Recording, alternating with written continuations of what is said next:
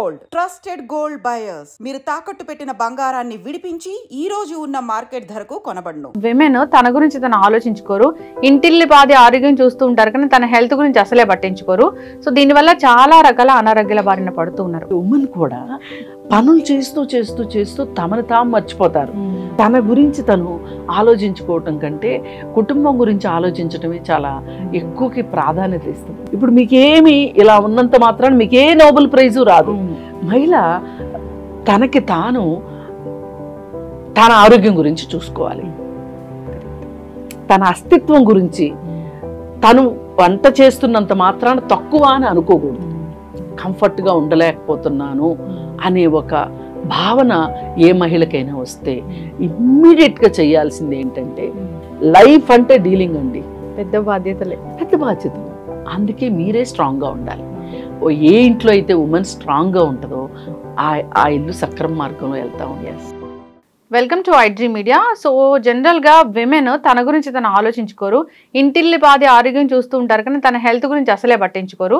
So దీనివల్ల చాలా రకాల అనారోగ్యాల బారిన పడుతూ ఉన్నారు. ఒక 40 years తర్వాత ఎటువంటి జాగ్రత్తలు తీసుకోవాలి, జనరల్గా తనకి తను ఎలా మోటివేట్ చేసుకోవాలి, సో దీని గురించి నేను వివరాలు తెలుసుకున్నాం. ఈరోజు మనతో పాటు ఉన్నారు ప్రముఖ ఫ్యామిలీ కౌన్సిలర్ కృష్ణకుమారి గారు. మ్యామ్ నమస్తే అండి.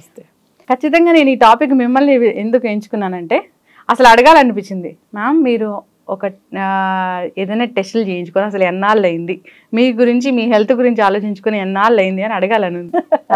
లేదండి, నేను 2008 నుంచి ప్రతి 2 సంవత్సరాలకు ఒకసారి అపోలో హాస్పిటల్లో హెల్త్ చెకప్ చేయించుకుంటా, టోటల్ బాడీ హెల్త్ చెకప్ చేయించుకుంటాను. అలా చేయించుకున్నప్పుడు నాకు ట్రైగ్లిజరైడ్స్ ఉన్నాయని, అంటే నాకు చాలా స్ట్రెస్ ఉందని చెప్పారు. అలాగే కొలెస్ట్రాల్ కూడా, ట్రైగ్లిజరైడ్స్ ఎక్కువ ఉంటే కొలెస్ట్రాల్ కూడా ఎక్కువ ఉంటుంది, బ్యాడ్ కొలెస్ట్రాల్ ఉంటుంది. దానికోసం అని చెప్పి మీరు బరువు తగ్గాలండి ఇలా చెప్పారు. నాకు బాగా పనికొచ్చాయి. ఎక్సర్సైజ్ చాలా అవసరం అండి అని చెప్పారు. అంతకుముందు కూడా నేను కొంచెం కొద్ది గొప్ప ఎక్సర్సైజ్ చేస్తాను కానీ ఒక సీరియస్ ప్యాటర్న్లో ఎక్సర్సైజ్ చేసేదాన్ని కాదు, ఒక ఆన్ అండ్ ఆఫ్గా చేసేదాన్ని. అప్పుడు అపోలో వాళ్ళు చెప్పినప్పుడు, అక్కడే అపోలోలోనే జిమ్ ఉంది, అక్కడికి వెళ్ళి నేను జిమ్ చేసేదాన్ని. చాలా పనికొచ్చింది నాకు. ఎందుకంటే నాకు ఎర్లీ డీజనరేటివ్ ఆర్థరైటిస్ వచ్చింది నాకు. అక్కడికి వెళ్ళినప్పుడు అది బయటపడింది. అయితే దాన్ని బట్టి నీ పెయిన్స్ ఎందుకు వస్తున్నాయి అంటే ఎర్లీ ఆర్థరైటిస్ అని చెప్పారు. చెప్తే ఇక నేను అప్పటి నుంచి బరువు తగ్గాలని, నీ పెయిన్స్ తగ్గించుకోవాలని నేను ఎక్సర్సైజ్ చేసేదాన్ని. చేసి వాళ్ళు చెప్పిన డైట్ ఫాలో అయ్యి నేను దాదాపు 12-13 కేజీలు బరువు తగ్గాను. నాకు ఆటోమేటిక్గా కాళ్ళ నొప్పులు తగ్గినాయి, ప్లస్ బాగా నీస్ స్ట్రెంగ్తన్ అయినాయి. అయితే తర్వాత ఒకసారి నేను మా వదినని తీసుకుని ఒక డాక్టర్ దగ్గరికి వెళ్ళాను. తనకి నీ పెయిన్స్. మా ఇద్దరికి టెస్ట్ చేశారు, అది బోన్ డెన్సిటీ టెస్ట్ చేశారు. దానిలో ఏమొస్తుందంటే ఎంత అరిగినవి కూడా వస్తాయి, పాయింట్స్ వస్తాయి అన్నమాట. అయితే మా వదిన కన్నా నాకు ఎక్కువ అరిగాయి, కానీ నాకు నొప్పి తక్కువ ఉంది, తనకి నొప్పి ఎక్కువ ఉంది. అప్పుడు చెప్పారు ఆ డాక్టర్ గారు, మాకు ఫ్యామిలీ డాక్టర్ ఆయన, మీరు ఎక్సర్సైజ్ చేస్తారు కదా, అందుకుని మీకు పెయిన్ తెలియట్లేదు. ఆ రోజు ఎంతైతే అరిగుందో ఇప్పటికీ అదే సస్టైన్ అవుతుంది, ఎక్కువ అరగలేదు, కానీ మళ్ళీ మీరు కొంచెం బరువు పెరిగారు, బరువు తగ్గించుకోండి అని చెప్పారనమాట. అంటే నాకు ఎక్సర్సైజ్ గురించి నాకు అప్పుడు అర్థమైంది. నేను అప్పటి నుంచి, కరోనా టైం కొంచెం ఇబ్బంది పెట్టింది ఒక రకంగా, జిమ్లన్నీ మూతబడి. కానీ నేను ఎవరికైనా, నాకు తెలిసిన ప్రతి వాళ్ళకి ఏదన్నా నొప్పి అంటే చాలు జిమ్ చేయండి. అంతే, జిమ్ చేస్తే బోన్స్ స్ట్రెంగ్త్ పెరుగుతుంది, మజిల్ కూడా ఒక పద్ధతి ప్రకారం ఉంటుంది. అప్పుడు మీకు ఎక్సెస్ వాటరు ఉండదు బాడీలో, అలాగే గ్యాస్ ఉండదు, మెటబాలిజం పెరుగుతుంది. ఇట్లా చెప్తానమాట. నాకు తెలిసింది నేను బాగా షేర్ చేసుకుంటాను. ఎందుకంటే ఉమెన్కి ఎలా ఉంటుంది అంటే, ఈగ ఇల్లు అలుగుతా తన పేరు మర్చిపోద్ది. అట్లాగే ఉమెన్ కూడా పనులు చేస్తూ చేస్తూ చేస్తూ తమను తాము మర్చిపోతారు. వాళ్ళకి ఎంతసేపు ఎలా ఉంటుంది అంటే, నా కుటుంబం, నేను అనేది ఉండదు, నా కుటుంబం, నా వాళ్ళు బాగుంటే చాలు. పైగా వాళ్ళ మీద కుటుంబం నుంచి కానీ సమాజం నుంచి కానీ వాళ్ళ మీద ఉండే డిమాండ్ కూడా అలా ఉంటుంది. ఏం ఆడది అనేస్తారు టక్కున. ఇప్పుడు ఒక మగవాడు డబ్బులు సంపాదించకపోయినా ఏమనరు, కానీ తొందరగా వ్యాపారాల్లో నష్టం వచ్చినా ఏదో జరిగిందిలే మళ్ళీ వాడే సెటిల్ అవుతాడులే ఇలా మాట్లాడతారు. కానీ ఒక ఇంట్లో ఏదన్నా వ్యవహారాలు సరిగా లేకపోతే ఏం ఆడది అనేస్తారు గవాల్ని. పిల్ల తప్పు చేసినా, పిల్లాడు తప్పు చేసినా, భర్త మాటినకపోయినా అన్నీ ఇలా మాట్లాడతారు.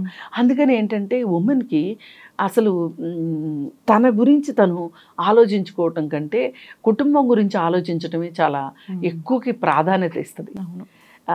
అది ఒక ప్రేమ, ఆ మదర్లీనెస్ అంటారు కదా, అది దాదాపు చాలా మందికి ఉంటుంది. లేని వాళ్ళు కూడా కొంతమంది ఉన్నారు, వాళ్ళ గురించి మనం మాట్లాడుకోకర్లా. ఈ ఉన్నవాళ్ళు మదర్లీనెస్ ఉండడం తప్పు కాదు, రెస్పాన్సిబిలిటీ తీసుకోవడం తప్పు కాదు, ఇది నేను మాత్రమే చేయాలి అనుకోవటం కూడా తప్పు కాదు. కానీ ఈ మొత్తంలో నీ గురించి నువ్వేం ఆలోచిస్తున్నావు అనేది ఇంపార్టెంట్. Correct madam. నీ గురించి నువ్వు ఆలోచించుకోవడం అంటే ఏంటంటే, ఇప్పుడు వాళ్ళు మనుషులే, నువ్వు మనిషివే. వాళ్ళకి ఆహారానికి ఎంత ప్రాధాన్యత ఇస్తావో నీకు కూడా అంతే ఆహారానికి ప్రాధాన్యత ఇచ్చుకో. ఏదైనా వస్తువు తక్కువ పడింది షేర్ చేసుకోండి అంతే. వాళ్ళు తిన్న తర్వాతే నేను తినాలి అనే మహిళలు ఈ రోజుకి ఉన్నారు. వాళ్ళేమో ఎక్కడో బయట ఏదో ఒకటి తిని ఇంటికి వస్తారు, వీళ్ళు ఏమీ తినకుండా అలా ఖాళీ కడుపుతోటి ఉండి గ్యాస్ ఫామ్ అవుతా ఉంటుంది. అది చాలా అనారోగ్యానికి దారితీస్తుంది. అలాగే మిగిలిపోయిన పదార్థాలు తింటారు చాలామంది, అది చాలా డేంజరు. మిగిలిపోయిన పదార్థాలు మీరు సాధ్యమైనంత చూసి వండుకోండి. లేదు మిగిలింది అంటే ఆ మిగిలింది కూడా అందరూ పంచుకోండి. అప్పుడు మీ ఒక్కళ్ళ మీద ప్రెషర్ పడకుండా ఉంటుంది. ఇప్పుడు మీకేమి ఇలా ఉన్నంత మాత్రాన మీకే నోబెల్ ప్రైజు రాదు, కానీ మీకు అనారోగ్యం వస్తే మిమ్మల్ని చూసేవాళ్ళు ఎవరు ఉండరు. పైగా మహిళ ఏం చేస్తుంది అంటే వంటగది ఏంటో తన టెరిటరీ లాగా ఫీల్ అవుతుంది. అందులోకి ఎవరిని రానివ్వదు. నేను అలాగే చేస్తా, ఎవరో దాకెందుకు అంటే వాళ్ళు వచ్చి ఏదో పాడు చేస్తారని, అక్కడ ఏదో వలకబోస్తారని, ఏదో అంటే అవన్నీ పైపైన మాటలు. కానీ మనకేమనిపిస్తుంది అంటే ఉమెన్ ఎందుకు అలా ఆలోచిస్తుంది అనే దానికి కూడా పర్టికులర్ రీజన్స్ ఉన్నాయి. వాళ్ళకి ఒక టెరిటరీ ఫీలింగు ఏంటి అంటే, నేను ఈ పని చేస్తేనే నాకు గుర్తింపు, నేను ఒక ఉద్యోగం చేయట్లేదు, నేను ఈ ఇంటి ఆర్థిక విషయాల్లో నేను పాలు పంచుకోవట్లేదు, అలాంటప్పుడు నాకు ఒక గుర్తింపు ఉండాలి అంటే నేను చెప్పుకోగలిగేది ఏదన్నా ఉంది అంటే వంటగది మాత్రమే. కానీ ప్రతి క్షణం మళ్ళీ ఆ వంటగదిలో ఉండి కూడా ఆలోచించేది ఏంటి, ఆ చేసిన ఏమన్నా తన ఆకలి ప్రకారం తన అవసరం ప్రకారం తింటదా అంటే తినదు. అక్కడున్న వస్తువుల మీద కూడా ఏం పేరు ఉంటుంది, భర్త పేరు ఉంటుంది. రోజు శుభ్రం చేసేది నీవు, రోజు వాడేది నీవు, కానీ నీ పేరు ఎక్కడా ఉండదు. అలాంటిది ఆలోచన వచ్చినప్పుడు కొంచెం బాధ అనిపిస్తుంది. నేను ఒకప్పుడు ఎప్పుడో చాలా సంవత్సరాల క్రితం నేను దీని గురించి విన్నా.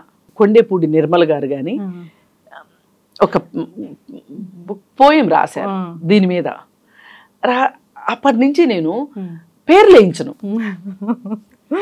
అసలు వంటగదిలో ఏ పాత్ర మీద పేరు ఉండదు, మహా అయితే ఎవరైనా ఎత్తుకుపోతారు అంతే కదా. అసలు ఎందుకు ఒక పాత్ర దగ్గర కూడా ఇది నాది లేదా నా భర్తది ఇవి వేయించుకోవాల్సిన అవసరం ఏంటి? అందుకని చెప్పి నేను వేయించను అనమాట. అలా ఏంటి అంటే మహిళ తాను పూర్తిగా ఇన్వాల్వ్ అయిపోయి చేసే వంటగదిలో కూడా తన ప్రమేయం లేకుండా వస్తువులు వచ్చేస్తాయి అక్కడికి. ఆ వచ్చిన వస్తువుల పేర్లు భర్త పేరు, మామగారి పేరు, తన తండ్రి పేరు ఉంటాయి. ఇలా ఏంటి అంటే మహిళ తనకి తాను తన ఆరోగ్యం గురించి చూసుకోవాలి, కరెక్ట్, తన అస్తిత్వం గురించి. తను వంట చేస్తున్నంత మాత్రాన తక్కువ అని అనుకోకూడదు.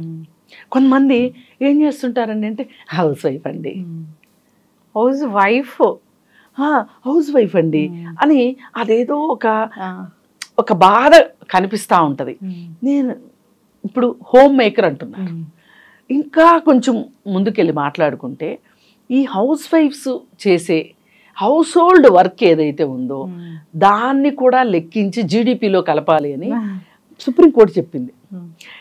ఇవన్నీ మనకి ఒక రకంగా నేను ఈ దేశ అభివృద్ధిలో ఆర్థిక పరమైన వ్యవహారాల్లో నాకు భాగస్వామ్యం ఉంది అని మహిళ ఏ రోజైతే నమ్ముతుందో అప్పుడు తాను చాలా ఇంపార్టెంట్ ఫీల్ అవుతుంది.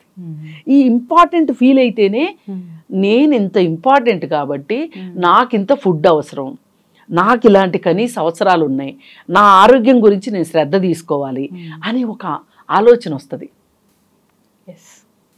ఇదివరకు మహిళలు కూడా అప్పట్లో ఏముండేదంటే వాళ్ళు లావైపోతామను అలాంటి భయం లేకుండా శారీరక శ్రమ ఎక్కువగా ఉండేది, మంచి తిండి తినేవాళ్ళు పాత రోజుల్లో. ఈ మధ్యకాలంలో స్త్రీ అంటే ఇలా కొలతలతో ఉండాలి, ఇలాగే ఉండాలి, ఇలా అందంగా ఉండాలి, అంటే ఫిజిక్ మెయింటైన్ చెయ్యాలి అన్న పరిస్థితి వచ్చినప్పుడు ఏమైంది అంటే వీళ్ళు తిండి తినడం తగ్గించారు.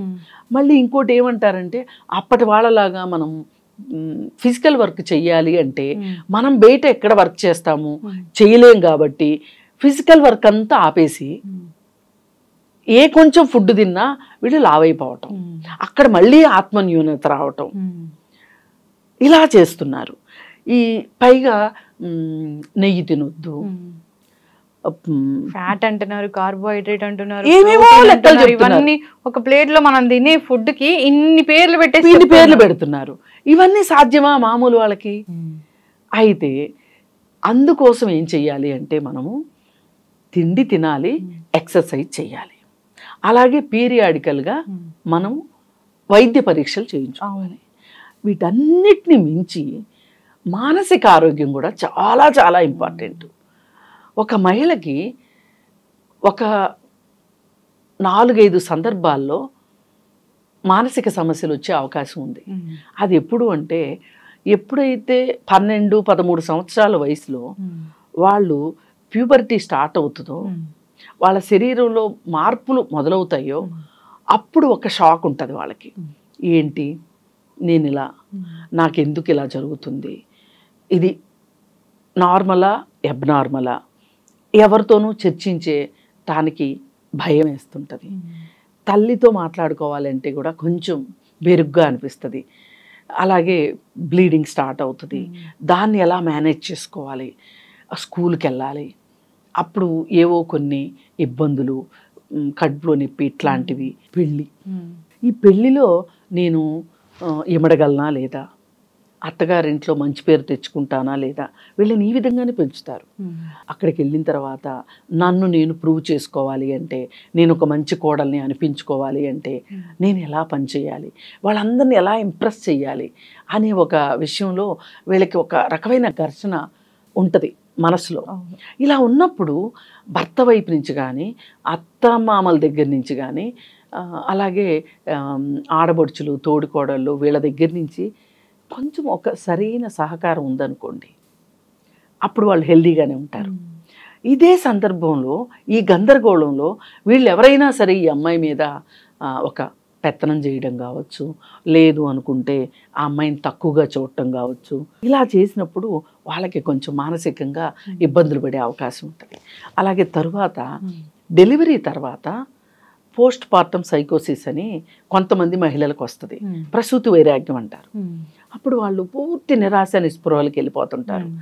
అలాగే నేను పిల్లనో కన్నాను, నేను షేప్ అవుట్ అయ్యాను, నా భర్తకి నేను ఈ గర్భధారణ, ప్రసవము వీటిల్లో దూరంగా ఉన్నాను, నా భర్త వేరే పరాయి స్త్రీకి ఆకర్షితుడు అవుతున్నాడా అనేది ఒక భయం. అందరు ఇలా ఆలోచిస్తారని కాదు. అలాగే నేను బిడ్డను కంటున్నాను, ఈ బిడ్డను నేను సరిగా పెంచుతానా లేదా, తల్లిదే కదా బాధ్యత, పెంచుతానా పెంచలేనా, నాకు పాలు వస్తాయా రావా, పాలు రాకపోతే ఈ బిడ్డను పెంచడం ఎట్లా, అందరూ ఏమంటారు, తల్లివి పాలు ఇవ్వవా అని అడుగుతారు. అంటే ఇలాంటి ఒక సోషల్ ప్రెషర్ ఏదైతే ఉంటుందో, పైగా ఈ పిల్లలు సరిగా నిద్రపోక, రాత్రులు సరిగా నిద్రలేక, అలాగే ఈ ఫుడ్ పెట్టే విషయంలో కూడా వీళ్ళతో పచ్చిం చేయించాలని, ఇలా రకరకాలుగా ఒక ఒత్తిడి ఉంటుంది. ఆ టైంలో ఈ పోస్ట్ పార్టం సైకోసిస్ వస్తుంది. వచ్చినప్పుడు ఇంట్లో వాళ్ళందరూ గమనించి ఎంతో కొంత అవగాహనతో ఆమెకు ధైర్యాన్ని ఇచ్చారనుకోండి, అది దాటేస్తుంది. ఇది అయిపోయాక మెనోపాజ్ టైంలో తనకి ఒక అభద్రత వస్తుంది, హార్మోనల్ ఇంబ్యాలెన్స్ వస్తుంది, ఒక రకమైన వాతావరణం ఆరోగ్యంలో వాళ్ళ సొంత వాళ్ళ శరీరంలోనే వాళ్ళకి అనుకోని మార్పులు రావటం, మెనోపాజ్ లక్షణాలు రావటం, అలాగే ఇన్ని సంవత్సరాలు నాకు ఒక ఋతుక్రమం ఉండేది ప్రతి నెల, అది సడన్గా మిస్ అవుతుంది. మిస్ అయిన తర్వాత దీన్ని ఎవరో అడుగుతూ ఉంటారు, ఏంటి ఇంకా వస్తున్నాయా లేదా అని. అన్నప్పుడల్లా వీళ్ళకి ఏంటి ఇంతకాలం నాకు ఒక తిట్టుకున్న ఒక అతిథి ఇన్నాళ్ళు సడన్గా అతిథి రావడం మానేస్తే మనకు ఒక వెల్తి, ఇవన్నీ మానసికంగా పడుతుంటాయి. అలాగే ఇదే టైంలో పిల్లలు పెద్దవాళ్ళు అయిపోతారు. ఇప్పటిదాకా అమ్మ అమ్మ అమ్మ అంటూ మన చుట్టూ తిరిగిన వాళ్ళు హఠాత్తుగా పెద్దవాళ్ళు అయిపోతారు, వాళ్ళ జీవితాల్లోకి వాళ్ళు వెళ్ళిపోతారు. కూతురైతే పెళ్ళైపోయి భర్తతో ఉంటుంది, కొడుకైతే పెళ్ళైపోయి కోడలతో ఉంటాడు, భార్యతో ఉంటారు. అప్పుడు మళ్ళీ వీళ్ళకి ఒక వెళ్తి. ఇలాంటి సందర్భంలో కూడా మానసిక సమస్యలు వచ్చే అవకాశం ఉంటుంది. ఈ 4 స్టేజెస్ని గనక సమర్థవంతంగా ఎదుర్కొంటే గనక ఆ మహిళ అన్ని ఒడిదుడుకుల్ని దాటి సముద్రం దాటేసినట్టు లెక్క. ఈమె ఎదుర్కోవాలి, దాటాలి అంటే ఆరోగ్యం, ఫ్యామిలీ సపోర్ట్ ఉండాలి, హెల్త్ సరిగా ఉండాలి. అయితే ఈ మధ్య కాలంలో ఎప్పుడైనా సరే విటమిన్ డెఫిషియన్సీస్ వస్తున్నాయి. ఇప్పుడు ఎప్పుడన్నా ఒక మానసిక అనారోగ్యంతో వాళ్ళు అర్థం చేసుకునో పక్క వాళ్ళు చెప్పో సైకాట్రిస్ట్ దగ్గరికి పంపించారనుకోండి, మన వాళ్ళకి వెళ్ళడానికి చాలా నామోషి.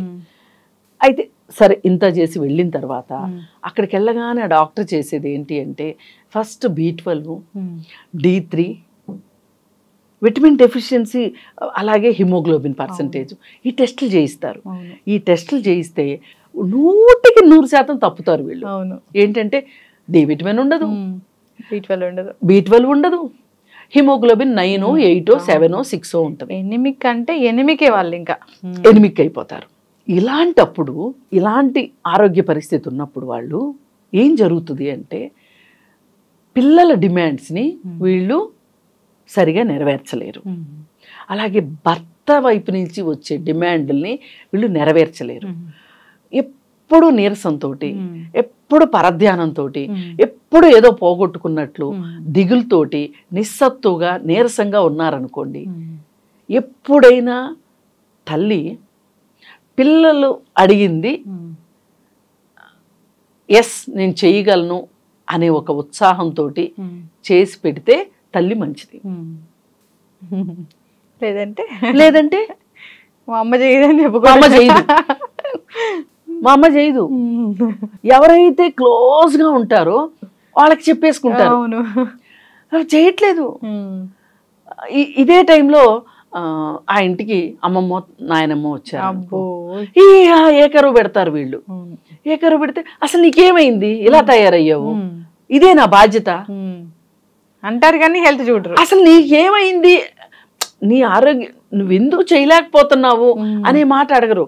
నువ్వు తిని కూర్చోవడమే కదా నువ్వు చేసేది. ఇది అందుకే ఎప్పటికప్పుడు ప్రతి 2 సంవత్సరాలకు ఒకసారి, లేదు ఏదైనా అనుమానం వచ్చిన ప్రతిసారి మహిళలు టెస్టులు చేయించుకోవాల్సిన అవసరం, ఆరోగ్య పరీక్షలు చేయించుకోవాల్సిన అవసరం ఉంది.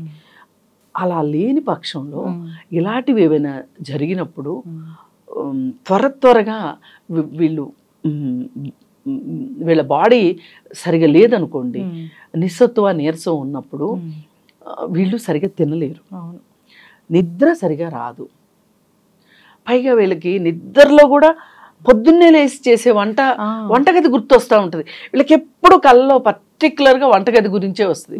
ఏ తెల్లవారుజామున మెలకు వచ్చినా సరే వీళ్ళకి పొద్దున్నే చేయబోయే బ్రేక్ఫాస్ట్ గురించో, లంచ్ కొండబోయే కూరల గురించో వీళ్ళకి మైండ్లో అదే తిరుగుతూ ఉంటుంది. ఇప్పుడు ఉద్యోగం చేసే మహిళ అనుకోండి, ఆమెది ఇంకా ఎక్కువ సర్కస్. ఇటు ఇంట్లో చేయాలి, ఆఫీస్కి వెళ్ళాలి, మళ్ళీ సాయంకాలం పరుగుల మీద రావాలి, వచ్చిన తర్వాత చెయ్యాలి. అవును. పైగా ఇక్కడ ఏం జరుగుతుంది అంటే, ఇప్పుడు ఒక మహిళ ఉద్యోగం చేస్తుంది అనుకోండి, ఆ భర్తకి ఎంతో కొంత ఫైనాన్షియల్గా వెసులుబాటు ఉంటుంది. అలా జరిగినప్పుడు కొంతమంది భర్తలు వ్యసనాలకు బారిన పడే అవకాశం ఉంటుంది. ఈ మహిళకి ఏమనిపిస్తుంది అంటే, అప్పుడు నేను చూడు ఇంట్లో చేస్తున్నా, పిల్లల్ని చూసుకుంటున్నా, ఉద్యోగానికి వెళ్తున్నా, డబ్బులు సంపాదిస్తున్నా, ఈ డబ్బులు దాచిపెడుతున్నా, ఈ భర్త ఏంటి ఆయన చక్కగా ఎంజాయ్ చేసేస్తున్నాడు, నేను ఎంజాయ్ చేయలేకనేనా ఇవన్నీ చేస్తుంది, పిల్లల కోసం ఏదో దాస్తున్నాను, ఏదో ఇన్స్టాల్మెంట్లో ల్యాండ్ కొంటున్నాను, ఇన్స్టాల్మెంట్లో బంగారం కొంటున్నాను, ఇవన్నీ నేను ఎందుకు చెయ్యాలి, అతను ఎందుకు చేయడు, నేను ఎందుకు చెయ్యాలి, ఈ వేదన ఉంది చూసారా, ఇది కూడా ఆరోగ్యం దెబ్బతినే అవకాశం ఉంటుంది. అందుకని ఇలాంటి పరిస్థితులు ఏవైనా వచ్చినప్పుడు ఎవరైనా సరే నిర్మోహమాటంగా నేను నా కుటుంబ సభ్యులతో కంఫర్ట్గా ఉండలేకపోతున్నాను అనే ఒక భావన ఏ మహిళకైనా వస్తే ఇమ్మీడియట్గా చేయాల్సింది ఏంటంటే, ఒక్కసారి వాళ్ళల్లోకి వాళ్ళు చూసుకొని అసలు ఎక్కడ లోపం జరుగుతుంది, నాలోనా వాళ్ళలోనా, ఏం జరుగుతుంది, అసలు నా ఇంట్లో ఏం జరుగుతుంది, ఇది నేను పరిష్కారం చేసుకోగలనా లేదా, పరిష్కారం అవ్వకపోతే నేనేం చేయాలి, ఇప్పుడు నేను ఏదైనా ఒక సైకాలజిస్ట్ దగ్గరికి వెళ్ళాలా, పరిస్థితులు నా అదుపులో లేనప్పుడు అదుపులో లేని పరిస్థితుల్లో నేను ఎట్లా నిలబడటం అనేది నేర్చుకోవాలి. ఇవి లైఫ్ స్కిల్స్ అంటారు. ఈ లైఫ్ స్కిల్స్ కోసం నేనేం చెయ్యాలి, నేనేం మారాలి, రెండో వాళ్ళని మార్చాలనే దానికన్నా వాళ్ళు అలానే ఉన్నా కానీ వాళ్ళతో నేను ఎలా వ్యవహరించాలి, వాళ్ళని ఎలా డీల్ చేయాలి. లైఫ్ అంటే డీలింగ్ అండి. నో మ్యాటర్ ఏదైనా డీల్ చేయడమే, ఆఫీస్ అయినా డీల్ చేయడమే, పిల్లలతో అయినా డీల్ చేయడమే. కాకపోతే కొన్ని చోట్ల కోపంగా డీల్ చేయాలి, కొన్ని చోట్ల ప్రేమతో డీల్ చేయాలి, కొన్ని చోట్ల అవసరాన్ని బట్టి డీల్ చేయాలి. Dealing with people, dealing with family, dealing with situations, పెద్ద బాధ్యతలు. అందుకే మీరే స్ట్రాంగ్గా ఉండాలి. ఏ ఇంట్లో అయితే ఉమెన్ స్ట్రాంగ్గా ఉంటుందో ఆ ఇల్లు సక్రమ మార్గంలో వెళ్తా ఉంది. ఖచ్చితంగా మ్యామ్, మీరు చెప్పింది చాలా చాలా కరెక్ట్. 100% తన గురించి తను ఆలోచించుకోవాలి, హెల్త్ గురించి ఫస్ట్ చూసుకోవాలి. ఎక్కడైనా కొంచెం తేడా అనిపిస్తుంది అన్నప్పుడు ఖచ్చితంగా డాక్టర్ దగ్గరికి వెళ్ళాలి, మొహమాటం లేకుండా. నిజంగానే మెంటల్ హెల్త్ బాగాలేదా, వెళ్ళి ఒకసారి సైకియాట్రిస్ట్ని కలవడంలో ఎటువంటి తప్పు లేదు, తను తప్పుగా అనుకోకూడదు కూడా. 2 సంవత్సరాలకు ఒకసారి ఖచ్చితంగా టెస్టులు చేయించుకోవాల్సిందే, గైడ్ లైన్స్ ఏమైనా దాని ప్రకారం ఫాలో అవ్వాల్సిందే. మీరు చెప్పిన ఎగ్జాంపుల్ అయితే నాకు చాలా నచ్చింది. సో ఎక్సర్సైజ్ చేస్తాను, ఫిట్గా ఉంటాను, అందువల్లే నాకు ఇబ్బంది ఉన్నా కానీ అది నాకు తెలియలేదు అని.